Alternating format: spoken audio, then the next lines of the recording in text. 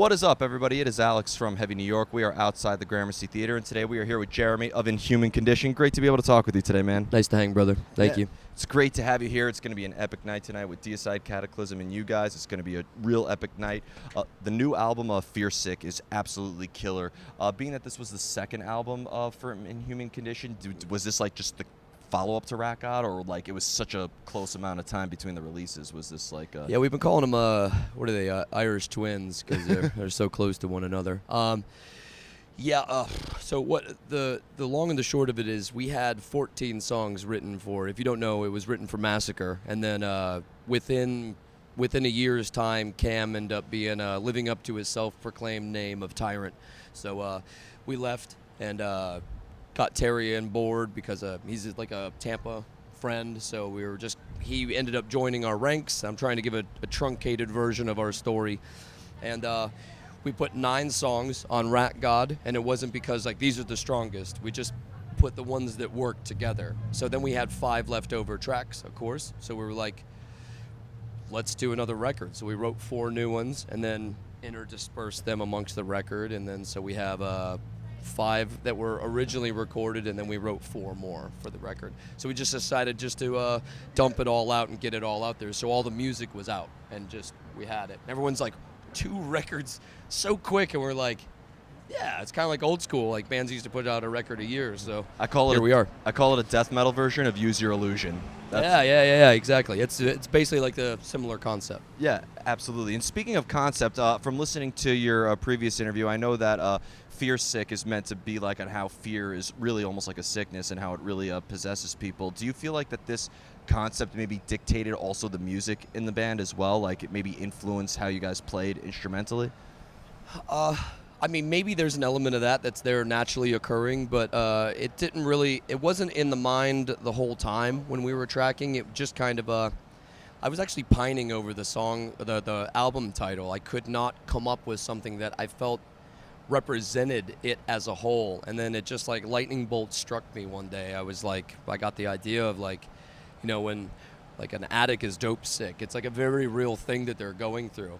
And societally, everybody is stuck in a sense of fear, and they're like, there's a lot of people who are paralyzed by it. And the first album has a song called Euphorophobia, and that's about people afraid of being alive, and Fearsick has other elements of that. So it was like, this ties all the rooms together, like Big Lebowski, like the rug really tied the room together, This is like that's a that. So I like the Big Lebowski reference. No Eagles covers, right? No. I fucking hate the Eagles, man. I actually reenacted that scene in an Uber one time. Oh, he was killer. playing the Eagles, but he didn't get the reference. He just changed the channel. Oh, I'm so sorry. Oh, sorry, sir.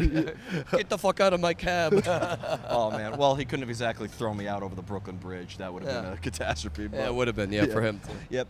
Now, being such a prolific artist, you played with so many different bands. Too many to even count at this point. It's gross. It's a list. Yeah, I mean, you have a pretty I think you were in more bands than Kiss has the amount of albums. I like that. Yeah. I'm okay with that. Yeah.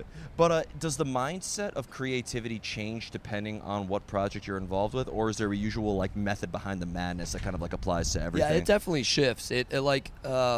Well, let's just say if I'm playing in The Absence. I mean, The Absence is a melodic death metal band, so I don't get to play drums the same way I would like.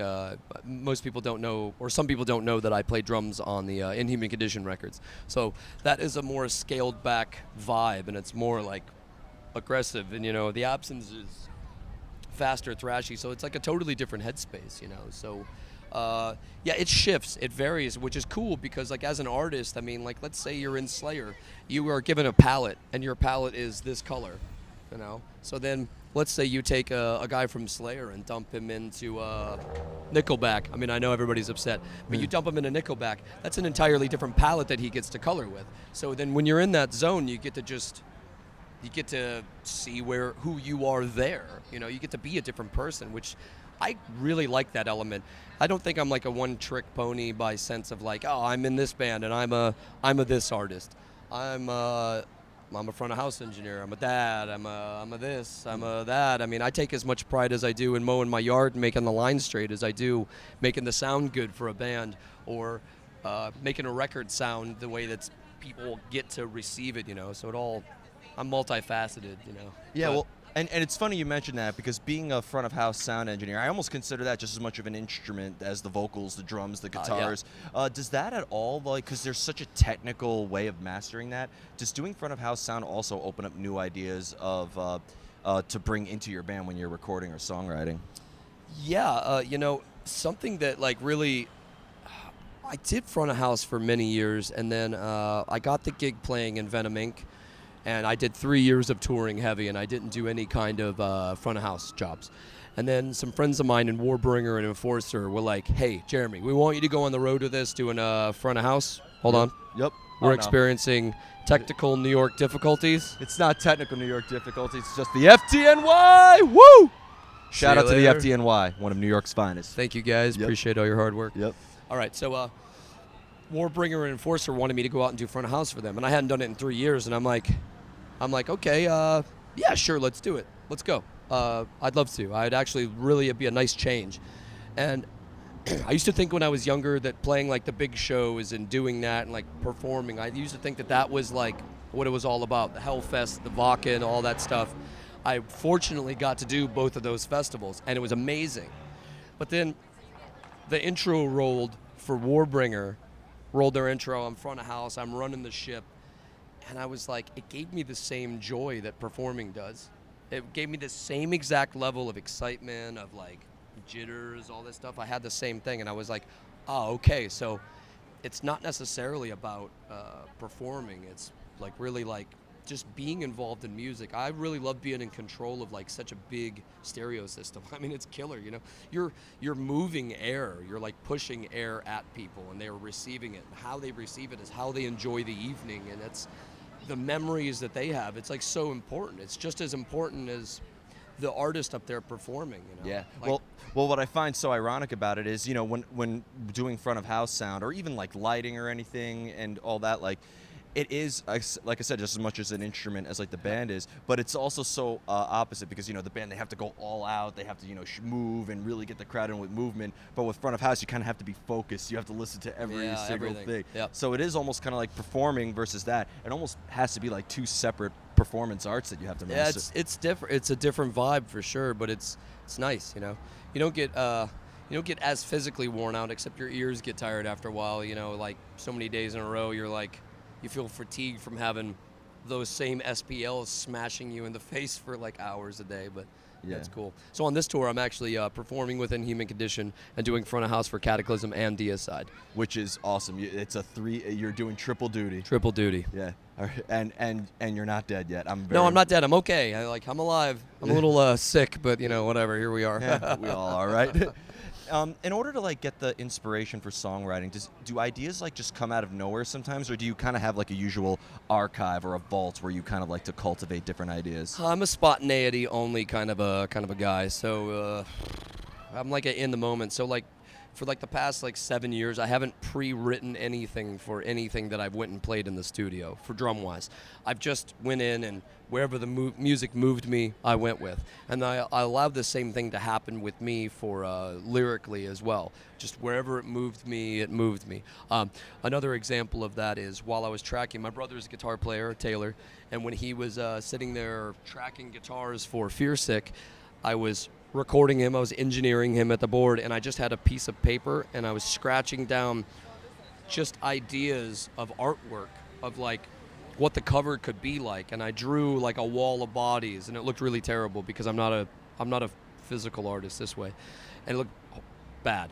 And then I drew another version of it, and then I drew one more that kind of put it in 3-dimensional, and that's actually what I sent all of those to our artist Dan Goldsworthy and was like, here's where I'm at. Let's take a meeting. Like, you look at this and you tell me where it leads you. And then we rapped back and forth about some ideas, spitballed, and then boom, the cover for Fearsick is that. So that was all just from my mind, just letting it go while the music was moving through me tracking guitars. I just started drawing. I wasn't even thinking about it. I just drew. Yeah, it's all organic death metal. 100%. That's how It's all organic, very organic. Now, you have 2 albums now, the Irish Twins. I love how you call that. Yeah.